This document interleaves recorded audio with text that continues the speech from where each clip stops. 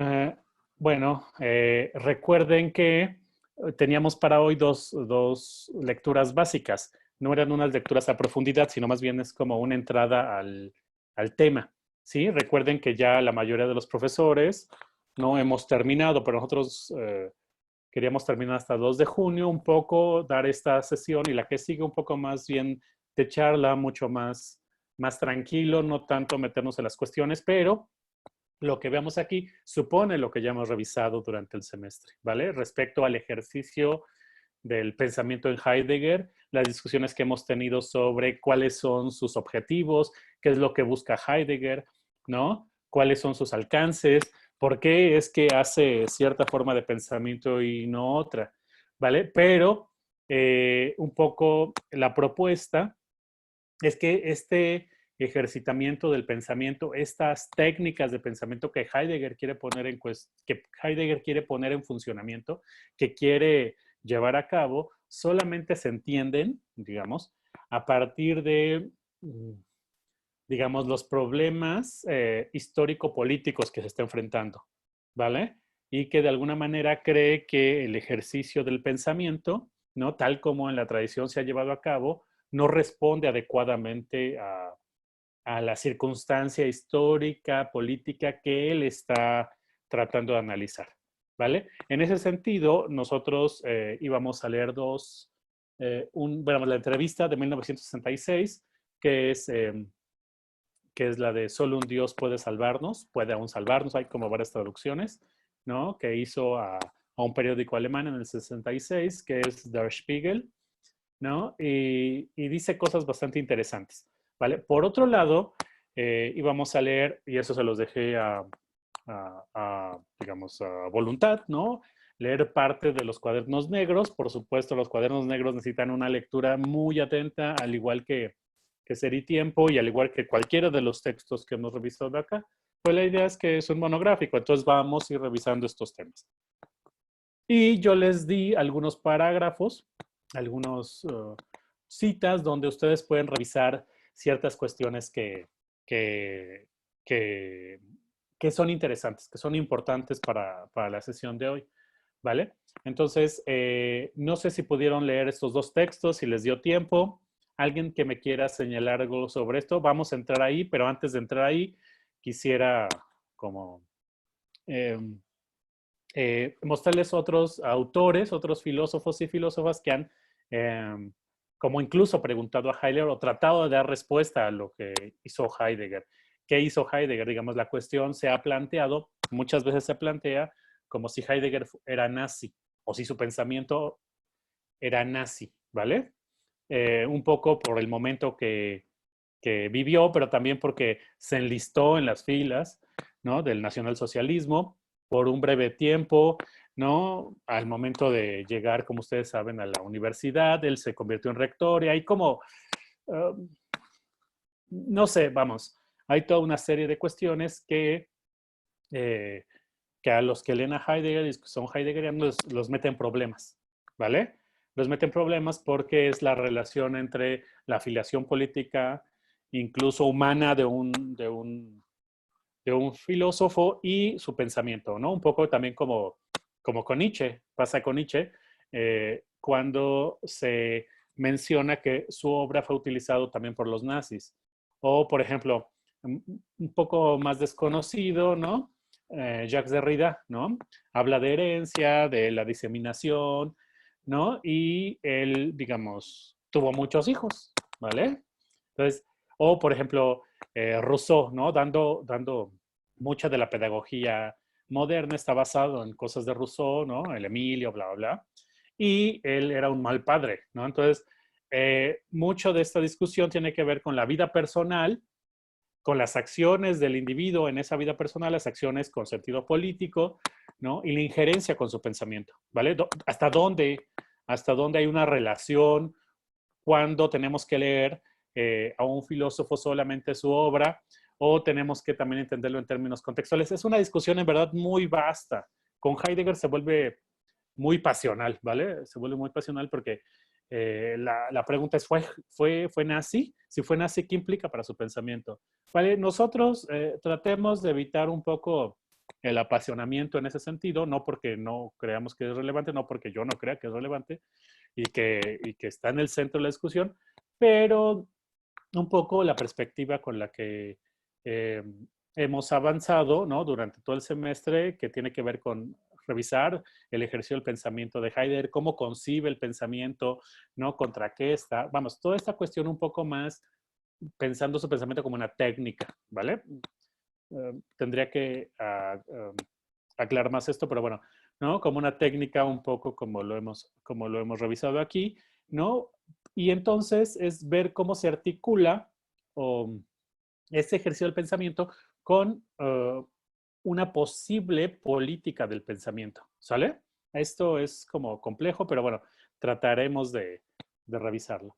Entonces, hay mucha bibliografía sobre esto. A mí me interesa esta bibliografía no propiamente por Heidegger, sino por cierta línea del pensamiento a la que pertenezco, ¿vale? O que me interesa, ¿vale? Ejercer.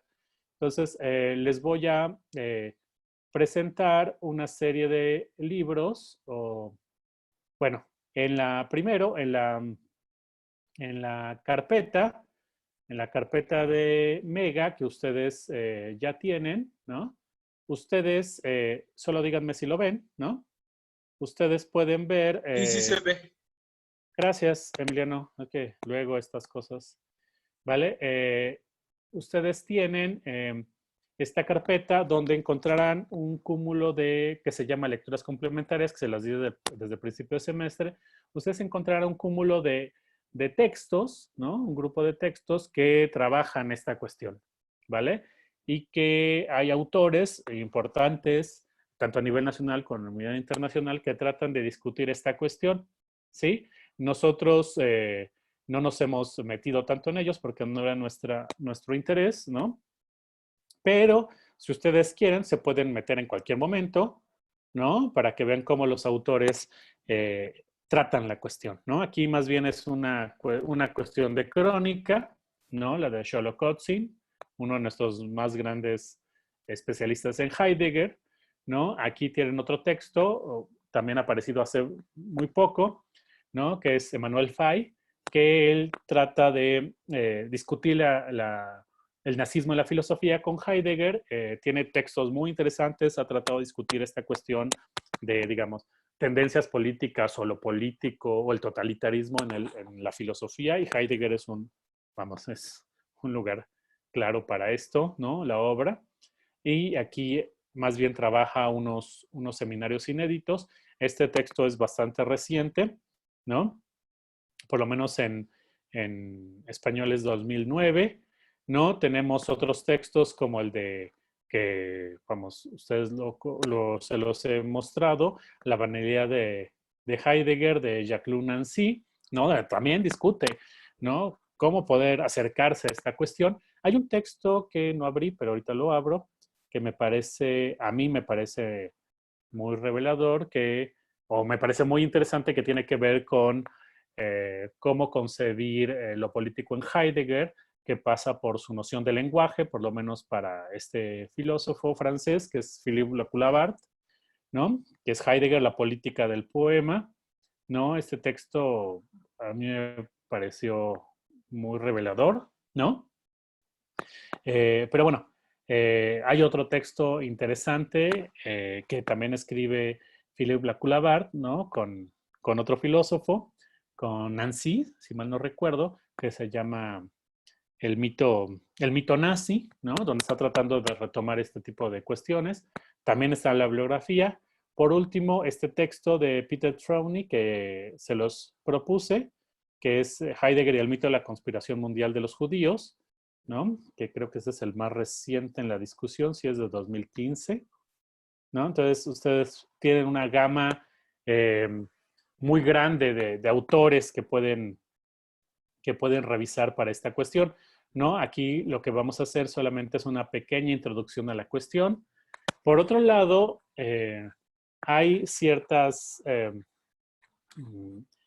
como autores, tanto de esa época, por ejemplo, les pasé las cartas de Marcuse, que Marcuse dirigió a Heidegger, como pidiendo la explicación, ¿no? Como diciendo, oiga, pues, ¿no?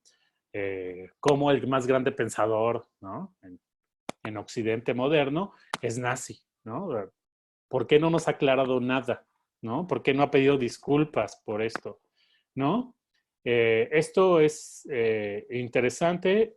Si las pudieron leer, en verdad son bastante importantes. Eh, también aquí les muestro, se las pasé también. Déjenme abrir. Eh, el de Hannah Arendt. A ver dónde están. Ah, no sé si ven este texto que se llama, de Hannah Arendt que se llama Heidegger el zorro. ¿No? Este es un texto de 1953, es un pequeño como relatito, ¿no? Como muy literario, ¿vale? Tratando de... A Hannah Arendt le interesaba mucho esto, ¿no? Hay una discusión de la relación de Hannah Arendt como mujer con sus colegas y profesores hombres, filósofos, en relación con um, las pretensiones masculinas y femeninas en el ejercicio del pensamiento. Es una discusión muy reciente, bastante interesante, la verdad, ¿no? Desde mi punto de vista, que tampoco vale la pena señalar aquí, pero al menos los textos que yo conozco de ese sentido, por ejemplo, el de Benjamin y el de Heidegger, eh, no, los muestra como torpes, ¿no? Bueno, aquí en Heidegger es como falto de astucia, como un zorro que no es astuto por más que él quiera, ¿vale? Entonces, un zorro que piensa que pone trampas, pero más bien él está cayendo en las trampas. Es interesante esta, esta forma de presentar a Heidegger, incluso con la relación afectiva, ¿no? Erótico-sexual que tuvieron Heidegger y Arendt, es interesante esto. Cuando habla de Benjamin, más bien habla de un ser torpe, ¿no? Digamos, esto, esto suele ser, en verdad es interesante. Entonces, les traía este texto, ahorita vamos a leer alguna partecita, tanto el de Marcuse como el de Hannah Arendt, pero también este de Leonardo Boff, ¿no? Pensador más bien cristiano, brasileño, ¿no? Que también trata de atacar la cuestión, ¿no? También trata de atacar la cuestión sobre Heidegger y, digamos, su nazismo, sus pretensiones, ¿no? Entonces, este texto también, este no se los he pasado, se los paso pronto. Y por otro lado está Schildeles, este lo conozco en un texto que es crítica, perdón, que es la filosofía, ¿no? Con Guattari, tiene una partecita interesante sobre el caso Heidegger, como normalmente se le llama, ¿no? Digamos, ahorita vamos a leer una parte de esta. La bibliografía sobre la cuestión es muy extensa y en verdad es muy pasional. En serio, están los que dicen Heidegger es absolutamente nazi, los que dicen no, no era tan nazi, ¿no? O era nazi de un cierto tipo, o no era nazi en lo absoluto, ¿vale? Por lo menos lo que yo conozco en la Facultad de Filosofía y Letras es que en verdad saca hasta lágrimas, ¿no? Hay una discusión fuerte, ¿vale? Alguien que lo ha leído muy bien, ahorita en alemana es Gabriel, ¿no? Otro filósofo, ¿no? Joven, ¿no? Que está discutiendo. Él sí dice que Heidegger es nazi absolutamente y no hay forma de perdonarlo. ¿Vale? Entonces, les quería mostrar este cúmulo de libros y de pequeños textos para acercarse a la cuestión si a ustedes les interesa, ¿vale? Y en verdad es una cuestión que vale la pena como hacer un seguimiento sobre ello, ¿vale? Porque tiene que ver con el ejercicio del pensamiento y su función o sus efectos políticos, ¿vale?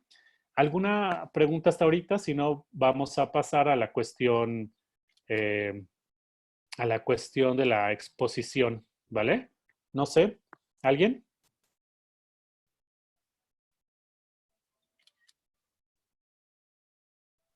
No, ¿Nadie? Ni Emiliano, ni Eduardo, ni... ¿No? no. Vale. Ni Juan, ni Giovanna, vale. Ok, entonces vayamos a la exposición. Yo, déjenme, y ahorita vamos a las lecturas, ¿vale?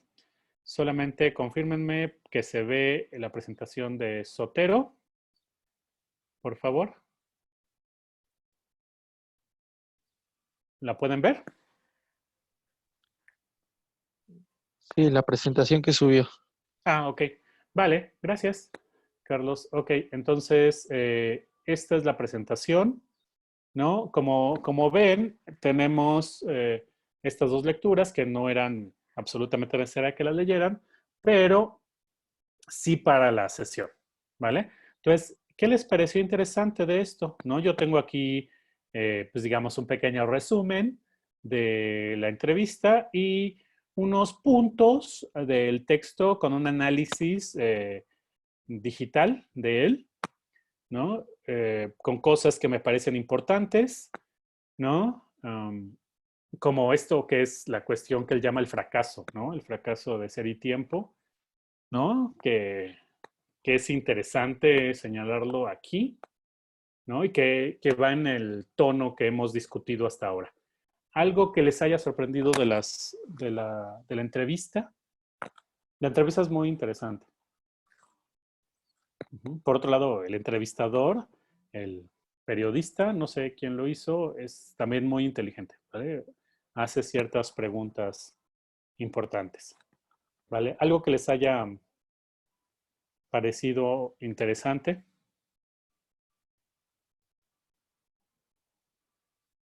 O díganme, no tuvimos tiempo. Ajá. Bueno, bueno, es Eduardo. que quería buscar la cita exacta donde Heidegger se detiene a hablar de la filosofía y donde Uh-huh. el entrevistador le pregunta acerca de si la filosofía puede aportar algo al mundo actual y Uh-huh. sobre todo a la práctica. Sí, sí. Y él parece decir que no, que incluso ya hay que dejar a un lado la filosofía. Ok. Sí, sí. Bueno, Sí, es.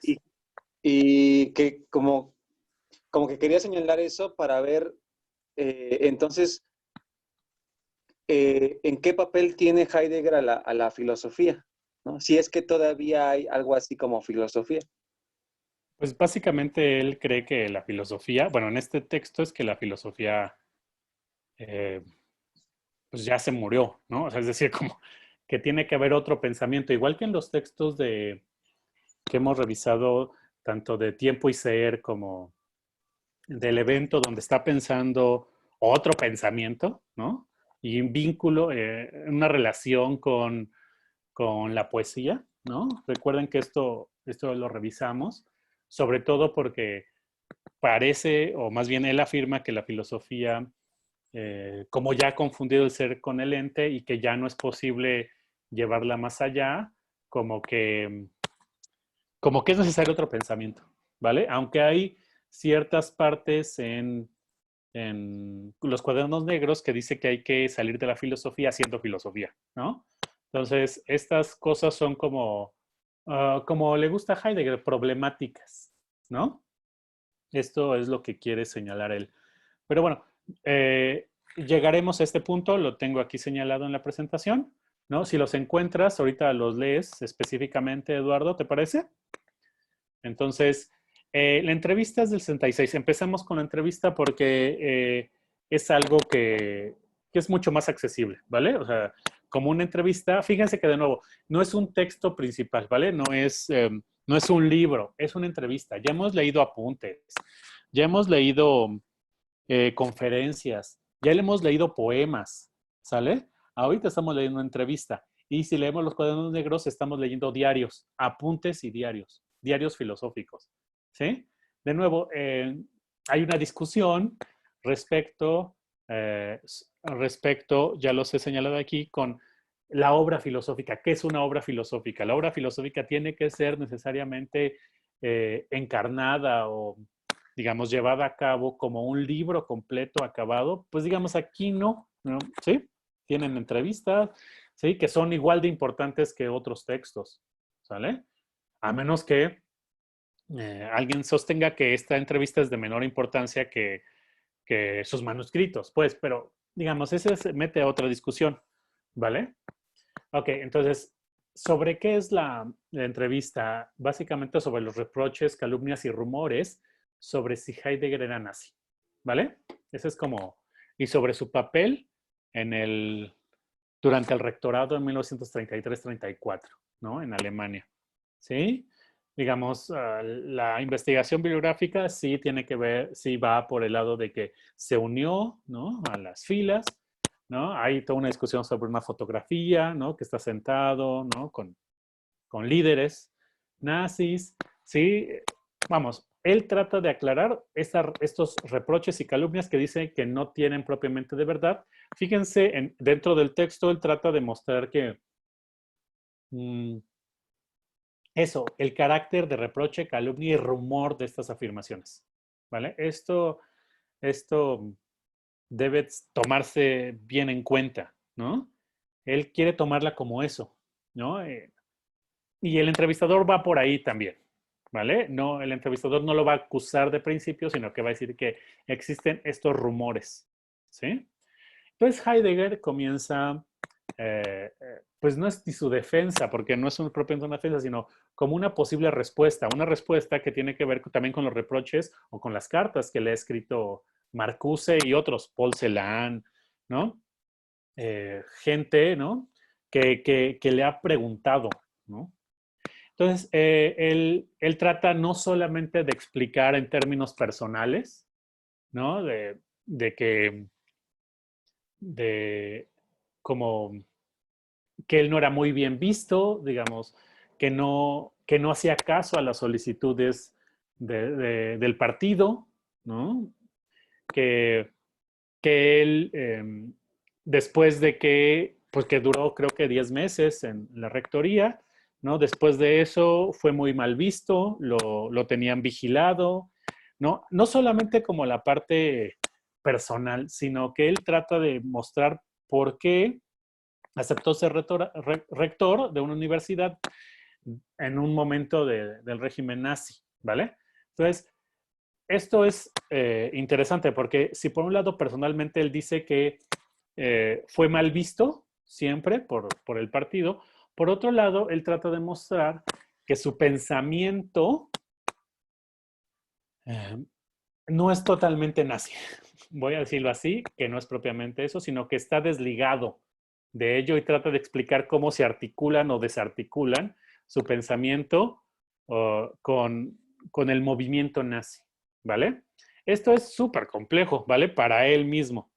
Entonces, él dice que toda su pretensión o por qué aceptó ser rector es que él tenía ciertas ideas contra la organización técnica de las universidades y que por eso su discurso de rectorado fue una autoafirmación, él lo postula como una autoafirmación de la universidad, una renovación a partir de la propia reflexión. Por supuesto, tendríamos que revisar ese texto y sus pretensiones. Pero aquí básicamente también está en los cuadernos negros, porque recuerden que los cuadernos negros son apuntes que parece que son del 33, o sea, de la misma época hasta el 38, ¿vale? Él, habría que revisar, perdón, qué es esta organización técnica de las universidades.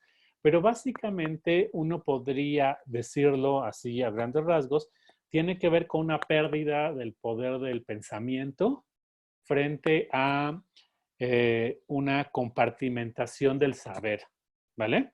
Heidegger, de alguna manera, una y otra vez, recuerden que uno de sus temas fuertes es la técnica planetaria, ¿vale? Lo dice después, la tecnología, él sí cree que de alguna manera la técnica ha traído una modificación en el sentido del ser, ¿vale? En cómo el ser aparece. Y la técnica es, o la tecnología moderna, es un emplazamiento del ser completamente distinto, pero sí cree que el saber filosófico, ¿no?, de la tradición no ayuda a pensar esa potencia. Entonces, Heidegger, en su nuevo pensamiento, su otro pensamiento, trata de pensar esto, ¿vale? Ahorita van a ir viendo cómo eso se va hilvanando. Él cree de alguna manera que la organización técnica de las universidades no responde a la potencia de la tecnología y que, digamos, él tiene un proyecto en ese momento para autoafirmar el pensamiento filosófico frente a lo tecnológico, ¿vale? Entonces, él cree que tiene un papel, ¿no? No propiamente de líder, digamos, ¿no? Sino como de ayudar a que esta reflexión del saber permita, ¿no? O rearticular la organización técnica de las universidades. Entonces, él plantea todo este pensamiento. ¿Y por qué aceptó él? Porque dice que él quería debatir con los nazis, ¿sí? Que todo su planteamiento es de debate contra los nazis o contra las pretensiones nazis.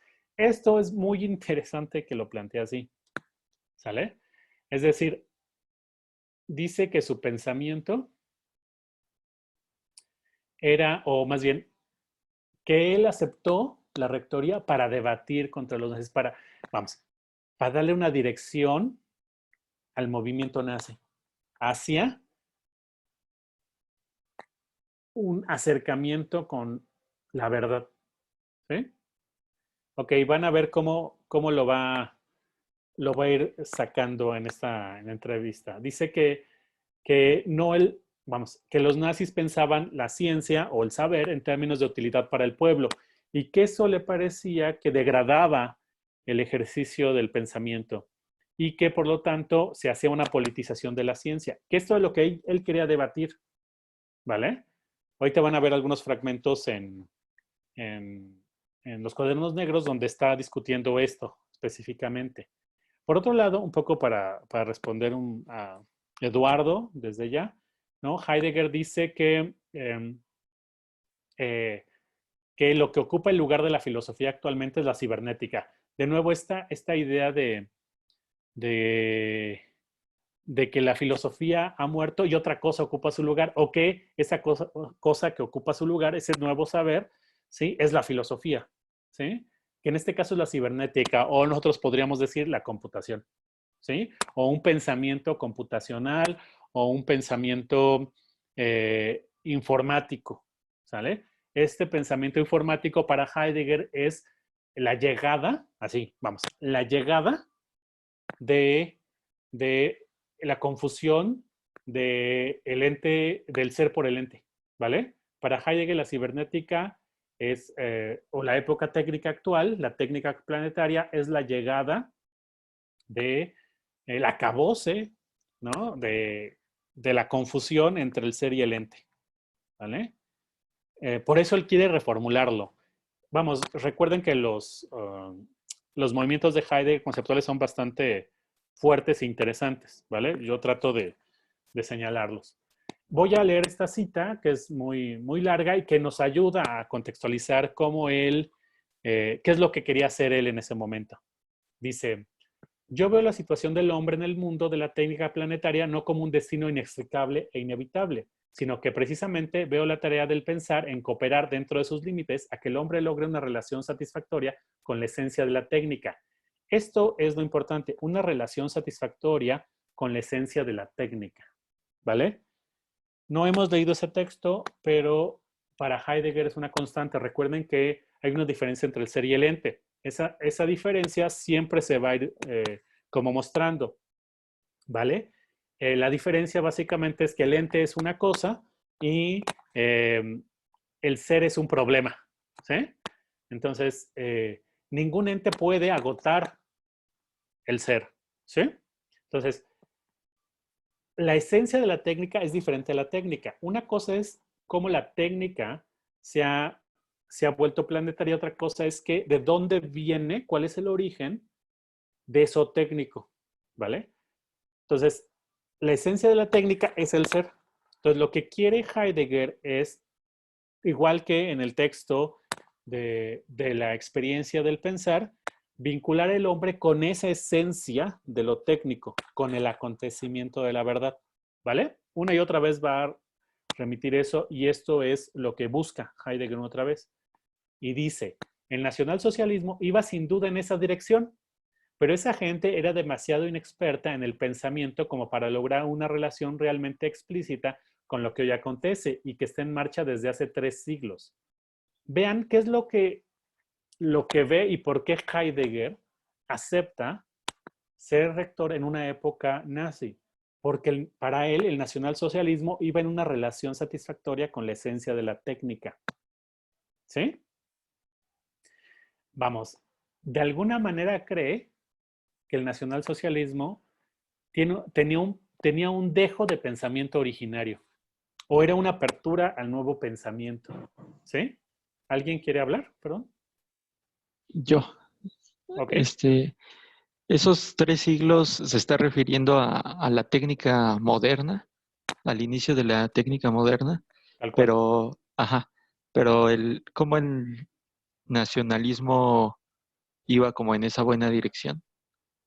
Esto es lo que él sostiene, ¿vale? Porque hay una discusión que he tratado de señalar aquí, como Heidegger, por toda esta discusión del originario, de lo fundamental, ¿no?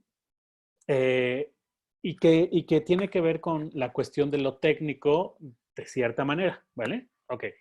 ¿Cómo? Para Heidegger, la implementación de la técnica en la modernidad lo que va haciendo es ocultando el ser. Vamos, hay una. Hay heideggerianos ecologistas, para decirlo de otra manera. ¿Sí? Como Heidegger pertenece a una tradición romántica del pensamiento, esta es una postura mía, ¿no? Y que sí cree que hay como, vamos, como dos formas de relacionarse con el mundo. Voy a decirlo así brevemente. Los románticos llamaban una civilización, otra cultura, ¿vale? La cultura, ¿no? Es donde los seres humanos se desarrollan plenamente, ¿sí? Y donde ese desarrollo va unido con lo natural y con lo divino, ¿sí? Es un desarrollo pleno donde vamos hacia mejor y nos vamos desarrollando, cualquier cosa que eso sea. En cambio, la civilización es un tipo de organización de lo humano que implica el capitalismo, implica la burocracia, implica la mecanización, la producción masiva.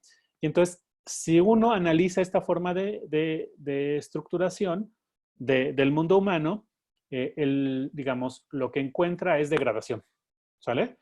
Para estos autores, encuentras que el capitalismo explota por el hombre, explota la naturaleza, ¿sí? La burocracia no deja que te desarrolles, lo técnico sustituye, eh, vamos, pones, en vez de que la máquina sirva al hombre, el hombre sirve a la máquina, ¿sale? Eso es lo que le está molestando a Heidegger, ¿vale? Como tiene en su pensamiento esta estructura, en verdad es romántica, ¿no? Eh, en oponer civilización y cultura, eh, piensa que la técnica, como él dice, el mundo de la técnica planetaria es la realización de la civilización en donde el ser no puede desarrollarse, pero en términos generales, ¿sí? En Sí. cambio, hay solamente degradación, decadencia, mediocridad, eh, alienación, ¿vale? Eso es lo que está pensando Heidegger y siempre está en su pensamiento, ¿sí? Para él, vamos, sí es una nueva época en la historia del ser, la época tecnológica, ¿sí? Pero y es el acabose, vamos, es la llegada de la confusión del ser por el ente, ¿sí? Vamos, en la pregunta por la técnica le llama qué es la Gestalt, vamos, que la esencia vamos, que la técnica moderna se emplaza como Gestalt, que es básicamente como el emplazamiento de las cosas para la producción de energía y para que alguien se aproveche de ello, ¿sí?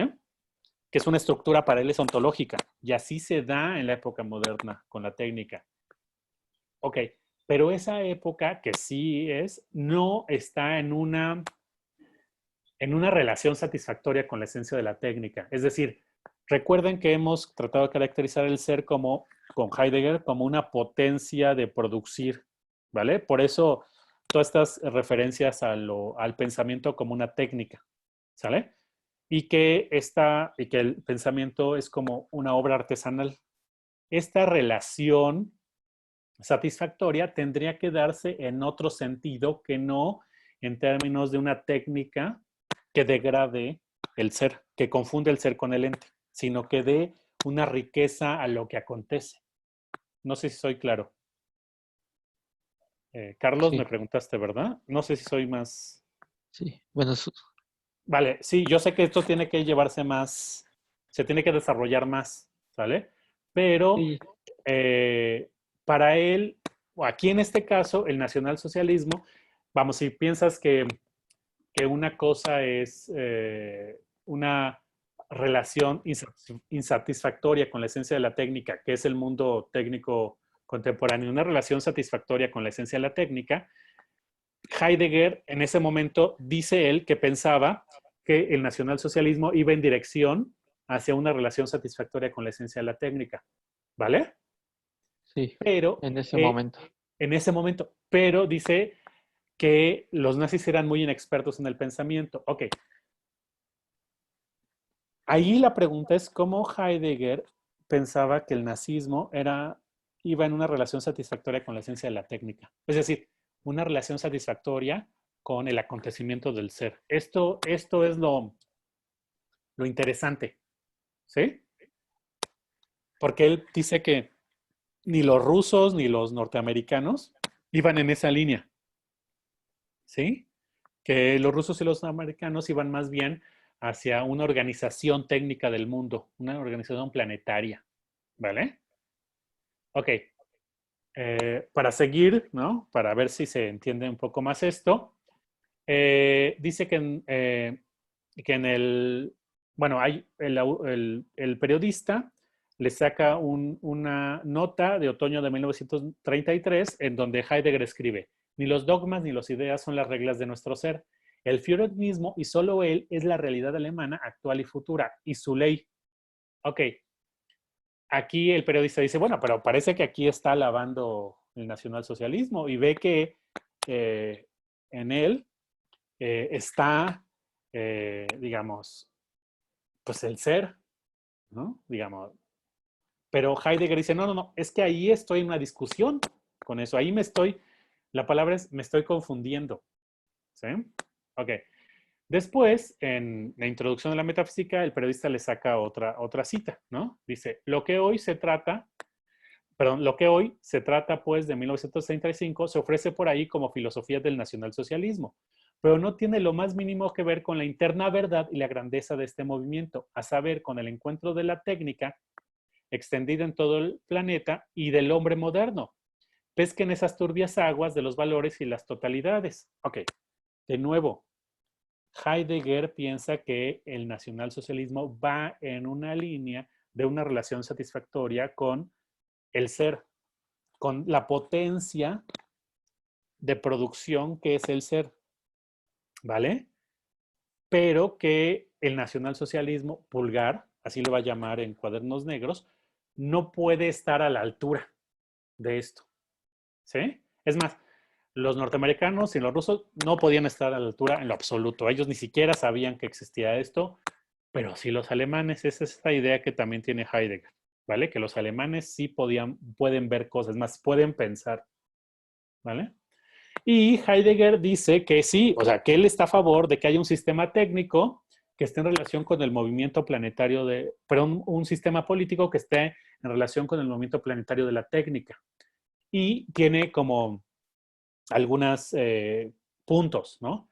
Hay que pensar lo técnico como que no es un instrumento, que lo humano no domina la esencia de la técnica, vamos, porque la esencia de la técnica es el acontecimiento del ser, el desocultamiento, ¿vale? La potencia de dar, ¿vale? La producción, ¿eh? Eh, eh, y que para esto siempre se tiene que construir una patria y una tradición, o por otro lado, un pueblo, ¿sí?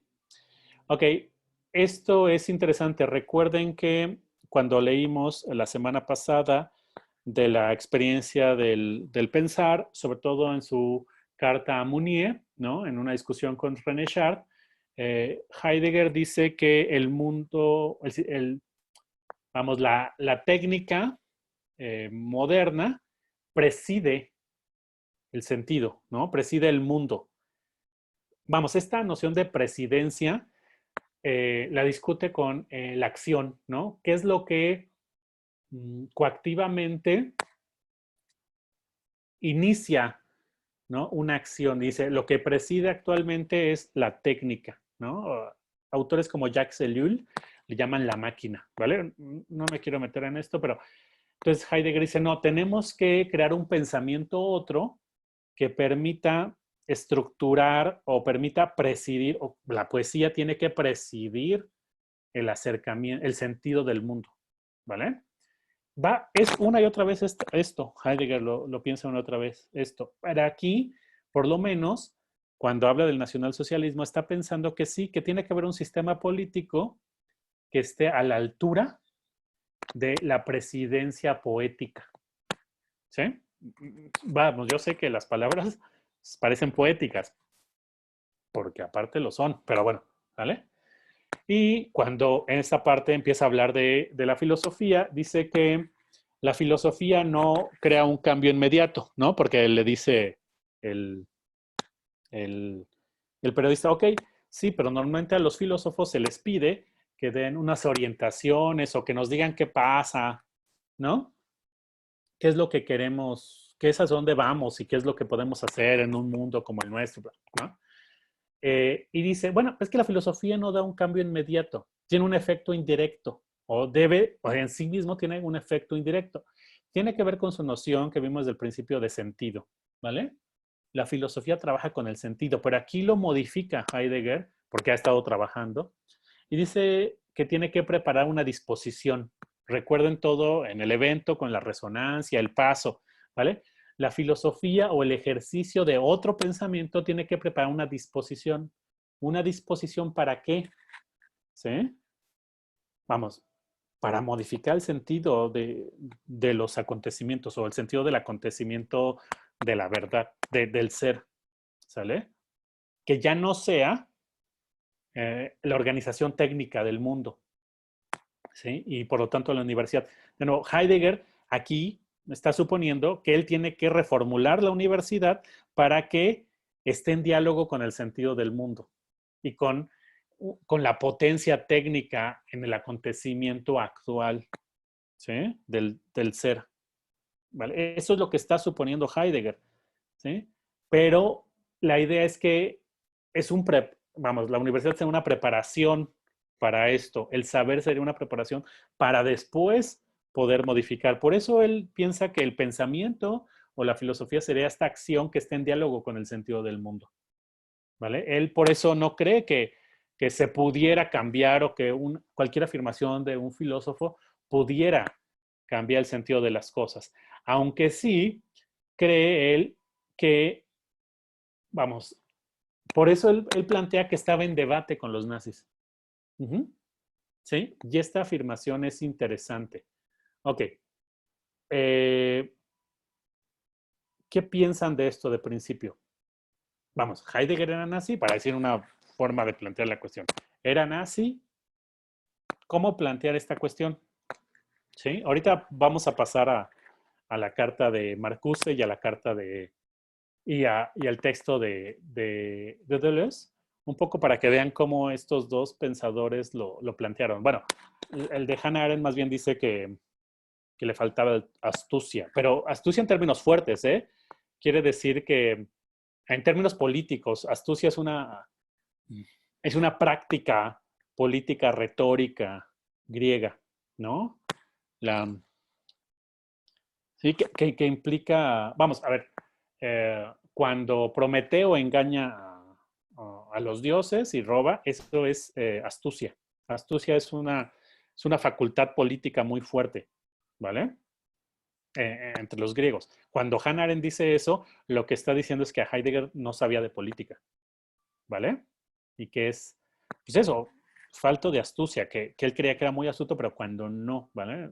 Está diciendo eso, que le falta la política, ¿vale? Hannah Arendt tiene muchos textos discutiendo cómo los filósofos, al momento de separarse de los políticos y de los retores en la tradición griega y que llega hasta nosotros por la idea de la reflexión y la contemplación filosófica, nos falta un ejercicio de lo político en nuestro ejercicio filosófico, ¿vale? Y eso es lo que estaba diciendo de Heidegger. No sé qué piensan hasta aquí.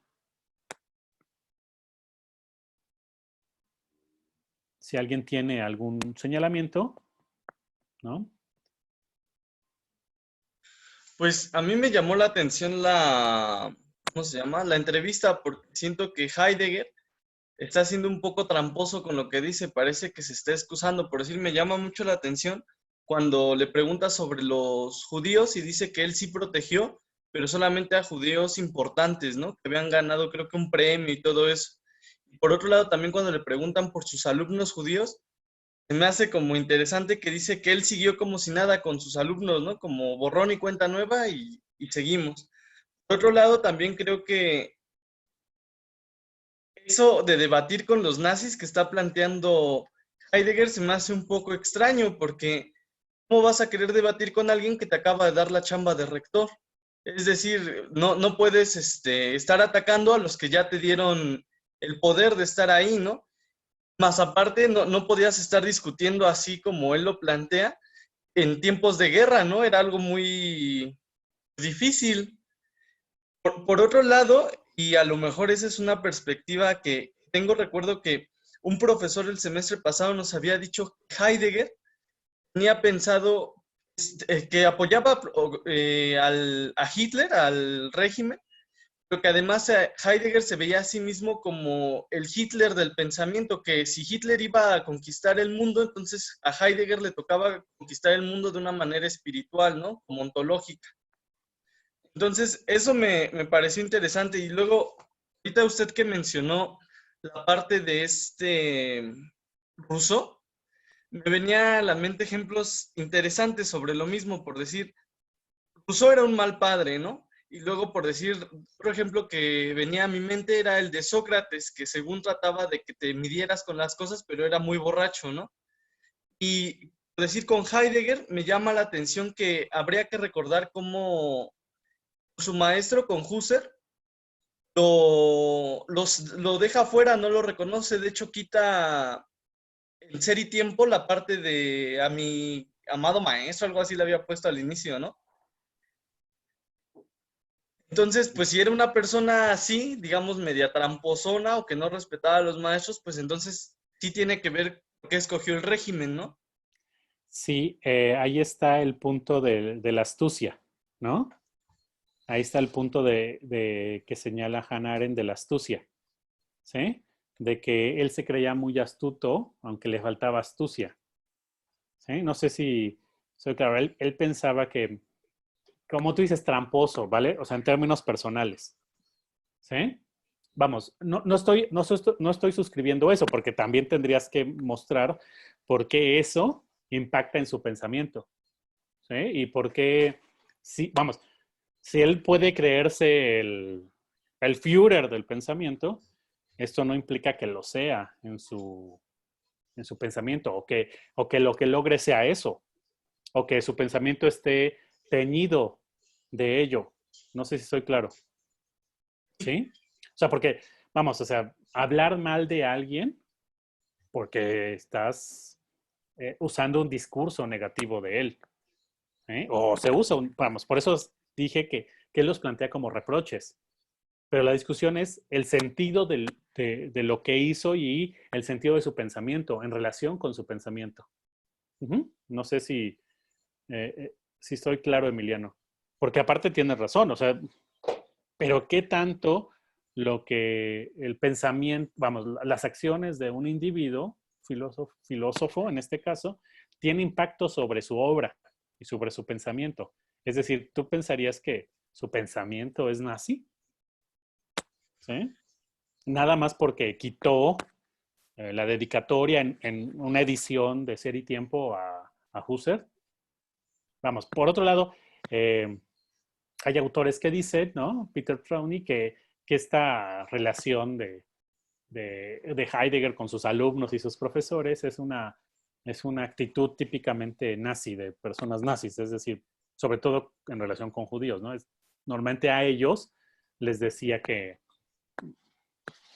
no eran, o sea, que sí, que eran judíos, pero que no actúan como judíos, o sea, que no eran judíos de verdad, ¿no? Que eran otro tipo de personas. Normalmente eso se ha analizado, ¿no? Que salvan, que hay judíos que salvan, perdón, hay nazis que salvan judíos porque no los conciben como judíos, ¿vale? Pero eso es, vamos, parte de, voy a decirlo así, de la psicología o de la sensibilidad de los totalitarios, ¿no? Que para no ser tan malos, salvan un grupo de personas extraordinarias, ¿sí? Entonces, no sé en qué sentido eso podría impactar en su pensamiento. Sí, porque sí, o sea, tú puedes decir, mira, está, vamos, no es cierto lo que dice, ¿no? Él está mintiendo, está siendo tramposo en todo. Ok, sí, pues, ¿no? ¿Qué cambiaría en relación a su pensamiento? Bueno, pues, de hecho me adelanté un poco y leí el texto que subió, el de su amiga, el de la autora. Es que no recuerdo el nombre. Ujú. Y recuerdo que ella al inicio dice que hay dos formas en cómo se ve a Heidegger, ¿no? Los que niegan rotundamente que Heidegger es nazi, que prefieren enfocarse como en temas que serían más oportunos, el ser y todo eso, y aquellos que están empedernidos en decir que Heidegger era nazi, ¿no? Decir, por mi parte, yo creo que sí era nazi, pero que no por eso no tenemos que dejar de leerlo. O sea, tiene aportaciones interesantes. Lo que a mí me causa un cierto ruido ahí sería que si cuando lo leemos, obviamente hay que aprender lo que se pueda aprender de lo que estamos leyendo, pero habría que tener en cuenta qué clase de persona es, ¿no? Es decir, a mí se ¿Pero me por hace qué? algo muy malo lo que hizo con Husserl. Sí, pero, o sea, es que, de nuevo, yo creo que hay que plantear bien esa cuestión, ¿sí? O sea, por ejemplo, ok, tiene aportaciones interesantes, ¿sí? Vamos, normalmente se señala a los de la tradición occidental, como se llama, pero también en la tradición analítica hay, ¿no? Y de ellos no se discute nada, ¿vale? También eso es como relevante. ¿Por qué? Porque su pensamiento es relevante. Ok, pero ¿en qué sentido que sean malas personas? O sea, que sean crueles, ¿sí? Que maten perritos, ¿no? Eso impacta en su ejercicio de pensamiento. O sea, vamos, es algo así como, bueno, si leo a tal pensador, me voy a volver cruel como él, ¿sí? Pero también, de nuevo, hay que plantear bien la cuestión. Hay que plantear si el pensamiento de Heidegger era nazi y en qué sentido lo era. Y que cuando lo leemos hay que estar atentos a eso. ¿Sí? Es como decir, mira, si yo leo a Marx voy a ser revolucionario porque sí. ¿Por qué? ¿No? O por ejemplo los de la derecha dicen, ok, sí, bueno, lean a Marx, lo que sea, pero también hubo campos de exterminio rusos, ¿vale? Eduardo. Sí, bueno, quería comentar en primer lugar qué se estaría entendiendo por nazismo o por nacionalsocialismo. Y una vez pues aclarado eso, pues si esta postura tiene alguna relación con el pensamiento de Heidegger. Ahora bien, lo que sí me parece peligroso del pensamiento de Heidegger, o al menos que yo sí le objetaría, es que está un poco, digamos, el pensamiento está demasiado, está como demasiado contextualizado en un cierto lugar y para cierto tipo de personas.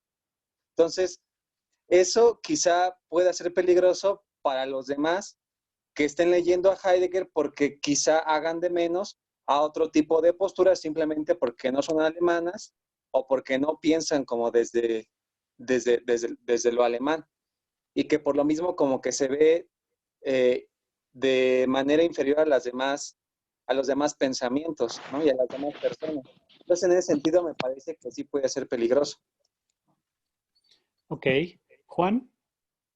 Sí, bueno, me estaba acordando mucho de las primeras clases que todavía tuvimos, cuando hablaba de que la filosofía había cambiado completamente desde los griegos, ¿no? Porque antes se asociaba el pensamiento con el modo de vida, pero que actualmente, bueno, la filosofía o el ejercicio de la filosofía había cambiado más hacia el discurso.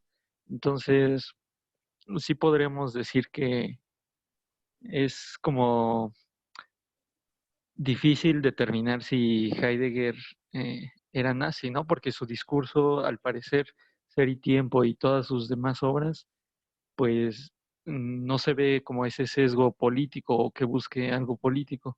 Entonces, sí podríamos, o sea, digo que es difícil, ¿no? Determinar a partir, digamos, de una entrevista o de esta entrevista si era nazi o no, porque Sí, pues ahí sí perdón, se separaría. Juan, Giovanna también levantó la mano, pero quisiera señalar algo. ¿Ya ven cómo este tema empieza a generar revuelo y escándalo? Y que este escándalo, este revuelo, no necesariamente tiene como sentido filosófico. Entonces, mucho del trabajo es cómo planteas la cuestión conceptualmente bien, ¿sí? Sí, Porque, digamos, si digo, pues sí era nazi, pues sí es nazi ya. O sea, o no es nazi. Bueno, pues sí, y, ¿no? O sea, la cuestión ahí es cómo se plantea la cuestión de manera que se vuelva relevante filosóficamente, ¿sí? Eh, esto es eh, lo importante, ¿no? Que es un poco lo que señalamos. Otra forma de plantear lo que estamos tratando de señalar es cómo el ejercicio, vamos, ¿cuál es el sentido político? Vamos, cómo el ejercicio del pensamiento en Heidegger tiene un sentido político, ¿sí? Y si ese sentido político lleva hacia ciertos, vamos, como devenires que no son los que nosotros nos gustaría que pasara, ¿vale? Esto es como lo interesante, no solamente para defender o atacar a Heidegger, ¿vale? Para decir, hay que leerlo o no hay que leerlo, ¿sí? Sino, en verdad, estar atentos a que nuestro propio ejercicio del pensamiento no tenga esos devenires que no nos gustaría, ¿sí? Giovanna, no sé si quieres decir algo porque levantaste la mano. Sí, sí quería decir algo. Em, Creo que nos estamos yendo mucho por el punto en el que ahora el nazismo es considerado terrible, pero no me parece que en su tiempo el nazismo haya sido considerado algo como matar perritos, no era como una decisión terrible en ese momento. Y me parece que hablando del desarrollo de la técnica y sobre todo de la técnica planetaria que nos estaba diciendo Heidegger en un principio de la entrevista, pues esto creo que también implica un desorden social o sea, una consecuencia social en el mundo. O sea, no solamente como en Alemania, sino que el desarrollo de la técnica lleva a una consecuencia en el orden social. Y pienso que el nacionalsocialismo en ese momento podría parecer como un régimen que podría ayudar a los hombres a poner como los pies sobre la tierra, o sea, como regresarse un poco a la tierra y alejarse un poco como de esta idea de llegar más allá. Y justamente al instituir una identidad nacional, una patria, o al tratar de construir una comunidad entre lo que ellos consideraban que podía construirse una comunidad que eran los alemanes puros, o sea, los alemanes sin dejando de fuera a todos los demás, ellos pensaban que de alguna manera el orden social podría regresar. Y me parece que Heidegger podría haber considerado que esto era una buena idea para no perder este sentido del ser que se venía perdiendo ya con la técnica planetaria. Entonces, no creo que podamos decir solamente que había tomado una mala decisión pensando que era terrible. Sí hay, vamos, estás tocando puntos como la conformación del nazismo, cómo entenderlo en un contexto histórico, ¿no? Eh, cómo concebirlo, digamos, ¿no? O sea, cómo se constituyó el nazismo, ¿sí? Que son importantes. Hay muchas historias sobre esto, ¿no? Que podría yo pasarles algunas de estas bibliografías. Y, por ejemplo, dijiste algo que no es tan claro, que me gustaría como, o sea, que Heidegger buscaba que no se perdiera el sentido del ser. Es como complejo eso, porque no es propiamente, recuerden que lo originario, lo fundamental, no es que esté atrás, ¿sale? No es que esté allá en la época de los, vamos, no que los humanos originales sean los cavernícolas, ¿vale? No es esta noción, ¿sí? pues histórica, historicista, no sé cómo llamarla. No es propiamente eso, no es que la técnica desarraigue al hombre y le quite el originario donde era todo muy lindo, ¿no? Eh, donde el hombre sí estaba unido a la tierra. No es propiamente esta idea, ¿sí? Que está en Heidegger. Hay que, creo que, ser cuidadosos en esa lectura, ¿no? No es que la técnica vamos, la técnica oculta, no desarraiga, no desaparece, no destruye el sentido del ser. Que oculte no significa que no esté, vamos, el sentido del ser ya está igual aquí, ¿vale? Son otras formas, como estaba planteando, que es lo que hemos visto durante este semestre, ¿no? Tratando de articularlo. Pero bueno, lo que también quiero señalar, gracias por la participación de los cuatro, es en la clase donde más han participado, ¿vale? Esto es muy divertido, ¿no? Porque en verdad este tema causa revuelo, pero hay que tener cuidado porque si no uno termina diciendo cosas obvias, ¿sí? Y diciendo cosas que no ayudan a entender qué está planteando Heidegger. Pues decir, bueno, si Heidegger es nazi, sí, su pensamiento es nazi, bueno, era mala persona o era buena persona y hay que leerlo porque hay que ser útil, sí, pero no discute en qué sentido el ejercicio del pensamiento filosófico va unido a un ejercicio de lo político, ¿no? Y que hay que tener, cómo hay que tener cuidado al momento de pensar y de afirmar ciertas cosas para que tengan un sentido político que nos gustaría, ¿vale? Que se lleve a cabo. Esto es importante. Bueno, primero, muchas gracias de nuevo por hablar y ahora vamos sí me gustaría que revisáramos dos citas, una de Marcuse y otra de Gilles Deleuze. Déjenme compartírselas. Aquí está. Ok. Es la primera carta, la de 1947. Fíjense que es una carta anterior a la entrevista, ¿no? La está escribiendo Marcuse desde Washington, ¿no? Y dice así, lo voy a leer, ¿no?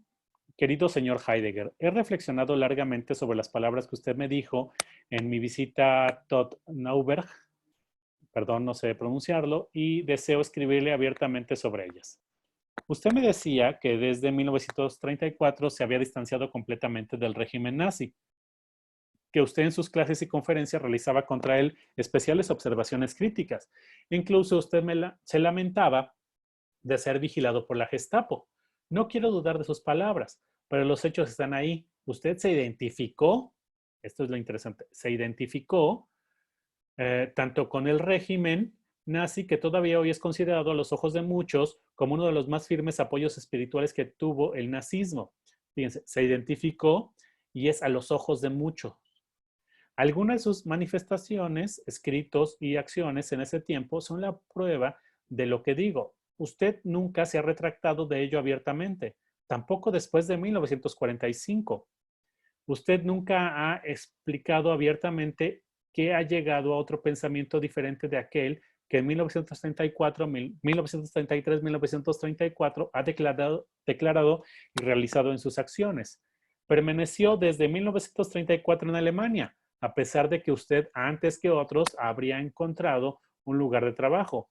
Usted no ha denunciado públicamente jamás los hechos ni la ideología del régimen. Por todas estas circunstancias, todavía hoy se le continúa identificando con el régimen nazi.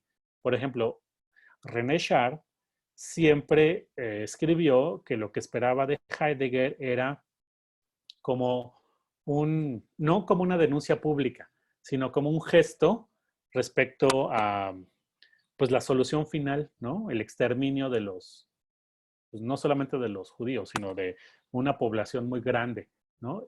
Y ahí Heidegger no dice, por lo menos aquí dicen tanto Marcuse como Paul Celan, que no dice nada sobre eso, ¿sí? Entonces, esto es importante tomarlo en cuenta, ¿vale? ¿Para qué? Hay que discutirlo. Muchos de nosotros hemos esperado una palabra de usted, una palabra con la que pudiese liberarse clara y definitivamente de esa identificación con el régimen nazi. Una palabra que expresara su actitud real y actual frente al pasado. No ha pronunciado esa palabra. Y si lo ha hecho, no ha sido de la esfera pública, perdón, si lo ha hecho, no ha salido de la esfera privada. Yo y muchos otros que lo hemos apreciado como filósofo y hemos aprendido muchísimo de usted, no podemos, sin embargo, hacer una separación entre el filósofo Heidegger y el hombre Heidegger. Ello contradice su propia filosofía. Un filósofo se puede confundir en política y puede mostrar su error públicamente, pero él no se puede confundir sobre el régimen que ha asesinado a millones de judíos solo porque ellos eran judíos, que ha hecho del terror un estado normal y todo lo que estaba realmente vinculado con el concepto de espíritu, libertad y verdad, lo ha vuelto en sus contrarios sangrientos. Un régimen que en cualquier caso fue la caricatura mortal de aquella tradición occidental que usted mismo tan penetrantemente ha mirado y defendido. Y si el régimen nazi no era la caricatura, sino la encarnación real de esta tradición, tampoco cabía engaños, pues tenía usted necesariamente que condenar toda esa tradición y abjurar de ella. ¿Debería usted realmente entrar así en la historia del espíritu? Cualquier intento para luchar contra esa confusión cósmica fracasa en la resistencia general si se enfrenta seriamente con un ideólogo nazi. El sentido común, también el del espíritu, que manifiesta esa resistencia, se niega a ver en usted un filósofo porque considera incompatible filosofía y nazismo. Con esta convicción estoy de acuerdo. En otras palabras, usted puede solo luchar contra la identificación de su persona y de su obra con el nazismo y con ello contra la extinción de su filosofía. Si usted hace una confesión pública de su cambio y conversión, y solo así podemos luchar nosotros contra esta identificación. ¿Vale? Me voy a quedar aquí.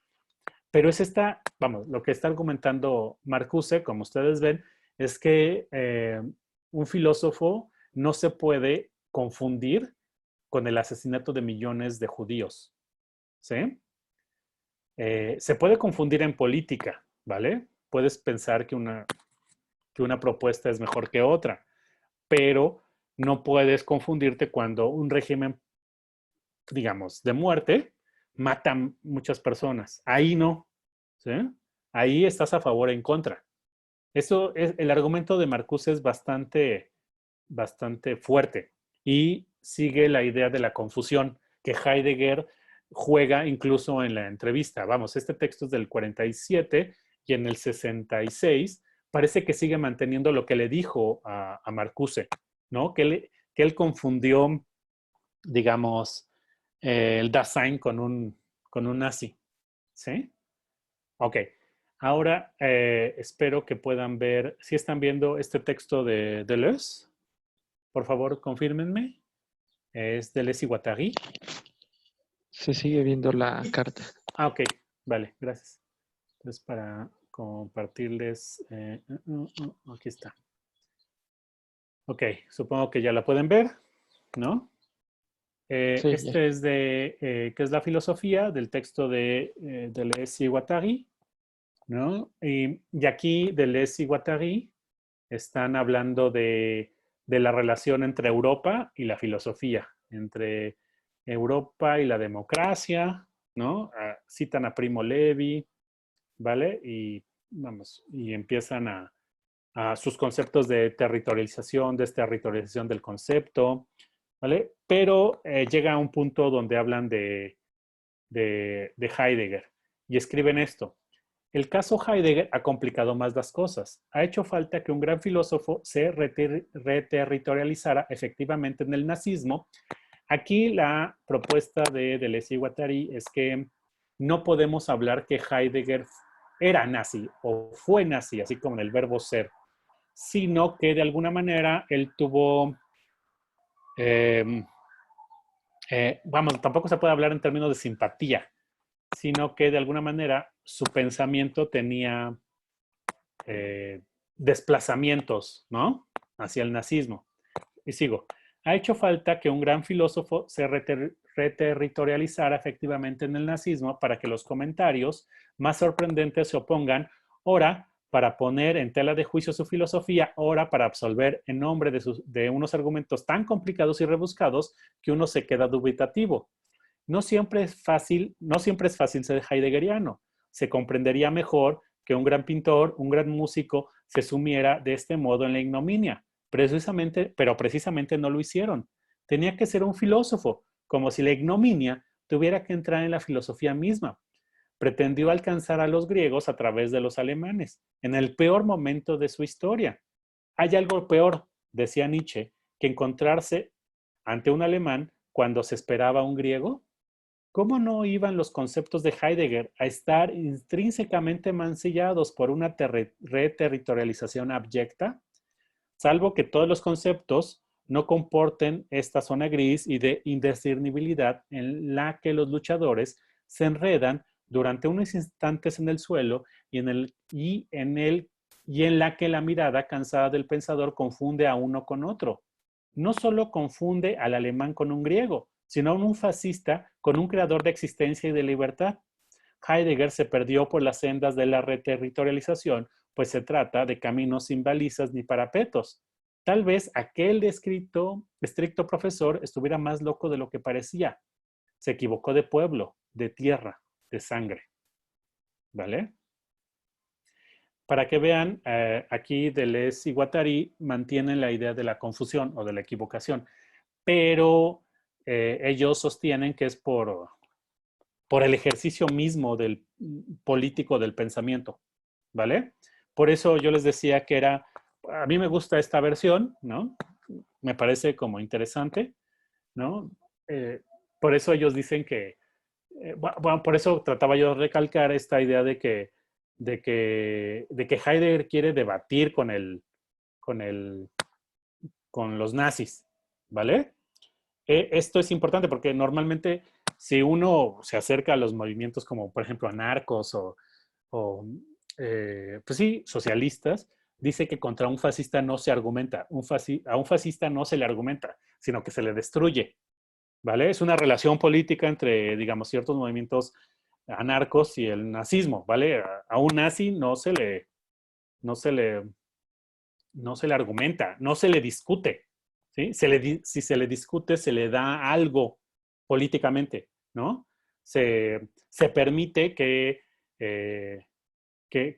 entre dentro de las opciones y dentro del debate político y dentro del lenguaje del debate público, que es un poco lo que le pide Marcuse. Ok, ¿por qué no se ha deslindado públicamente del exterminio? ¿Sí? Esto, fíjense que es importante porque, vamos, un pensamiento, un poco lo que dice Marcuse y que señala Deleuze, el ejercicio del pensamiento o sea, vamos, ¿cómo mostramos que el ejercicio del pensamiento de Heidegger después del 33-34 hacia la idea de la poesía, del nuevo pensamiento, del acontecimiento, es una respuesta, vamos, como una disculpa, ¿sí? Como solicitar perdón hacia las víctimas, ¿sí? Alguien que también ha discutido esto es Emmanuel Levinas, ¿no? Ustedes lo pueden rastrear respecto a la víctima, ¿no? Digamos, o al otro, ¿no? Digamos, ¿cómo el ejercicio del pensamiento va vinculado hacia la alteridad, hacia el otro y hacia la víctima, ¿vale? Pero aquí esta idea es, digamos, es bastante complicada, ¿vale? Me refiero a trabajarla en este momento, ¿sí? Pero por lo menos, tanto de Marcuse como Deleuze creen que, digamos, Deleuze y Guattari piensan que sí se confundió, pero se confundió porque el ejercicio del pensamiento conceptual de alguna manera tiene este problema en sí mismo, ¿sí? Que te confundes de enemigo, ¿no? Y piensas que tu enemigo es tu amigo, vamos. Hay como una forma interesante de plantear las cosas. En cambio, Marcuse piensa que Heidegger sí tendría que haberse deslindado, pero no en términos de su pensamiento y su acción, pero no en términos de su acción personal, sino en términos de mostrar que su pensamiento es una solicitud de disculpas y de perdón, ¿sí? De que su pensamiento posterior a eso implica una ruptura radical con ciertas cosas que pensó, que tiene que ver con esta discusión, con esa renovación de la universidad, esta renovación del sentido del mundo técnico que pensaba que eran los nazis. ¿Sí? ¿Vale? No sé si vamos bien hasta aquí. De hecho, solamente me gustaría avanzar otros unos 10 minutos más, ¿no? Y terminamos. ¿Les parece? Y quisiera yo señalarles en los cuadernos negros, porque vamos a seguir con esta parte de los cuadernos negros, algunos puntos, cómo podemos entrar a la cuestión. En los cuadernos, ¿dónde estás? En los cuadernos negros, déjenme, no pude. En los cuadernos negros hay un... Otra vez, no me da. Aquí, no, aquí está. No sé si ven los cuadernos negros. Hay un término. ¿Sí lo ven? Perdón, Juan. Sí se ve. Ah, bueno, gracias. Hay un término que Heidegger utiliza que es metapolítica, ¿vale? Y voy a leer estos. Y tiene que ver con las discusiones, aquí ven, del nacionalsocialismo, ¿no? Y la forma como él plantea en esos fragmentos. Y entonces él introduce un término que es metapolítica para discutir, básicamente, ¿no? Dice, en el parágrafo 29, en la página 97, dice, el final de la filosofía, tenemos que llevarla hasta su final, preparando con ello lo completamente distinto, una metapolítica.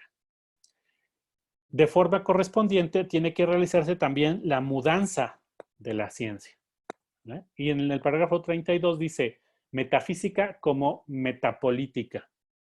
Y más adelante, en la página 104, en el parágrafo 54, dice, conforme a su ensambladura más íntima, la metafísica de la existencia tiene que ahondarse y ampliarse en una metapolítica del pueblo histórico. ¿Sí? Ok. Y, digamos, en los cuadernos negros va a tratar lo que él llamaba la discusión como metapolítica, ¿vale? Entonces, esta metapolítica, no soy el único que lo ha trabajado así, sino Trowey lo trata de señalar, que es, pues digamos, el ejercicio político de Heidegger, ¿vale? Cómo él concibe el ejercicio político del pensamiento. ¿Sí? La metapolítica va unida, de alguna manera, al ejercicio del pensamiento del ser sin lo ente, ¿sí? Y da pistas de cómo relacionar su discusión o cómo entender su discusión con el nacionalsocialismo, ¿vale? En el sentido de la superación de la organización técnica del mundo. ¿Sí? Y es que quería, no sé si, vamos, lo que trato de mostrarles es que los cuadernos negros como un diario, lo que nos va a mostrar es que desde Ser y Tiempo, ¿no? Incluso los textos anteriores, Heidegger está pensando que el ejercicio del pensamiento, ¿no? Es un ejercicio político. ¿Sí? O sea, vamos, Heidegger está tratando de llevar a cabo un ejercicio, vamos, en su ontología en sí misma es un ejercicio político del pensamiento. ¿Sí? Vamos, por eso yo les decía desde las primeras clases, que Heidegger en el momento que está llevando a cabo su reformulación o su formulación de su pensamiento, está tratando ya de por sí de valorar a la filosofía al interior de un mundo, ¿no? En relación con la ciencia, en relación con la política. Vamos, el ejercicio del pensamiento ontológico, como él lo plantea, ya es político. Vamos, no voy a... Pero es político en términos de esta metapolítica. ¿Sí? Ok. Me gustaría dejarle aquí, ¿sí? Para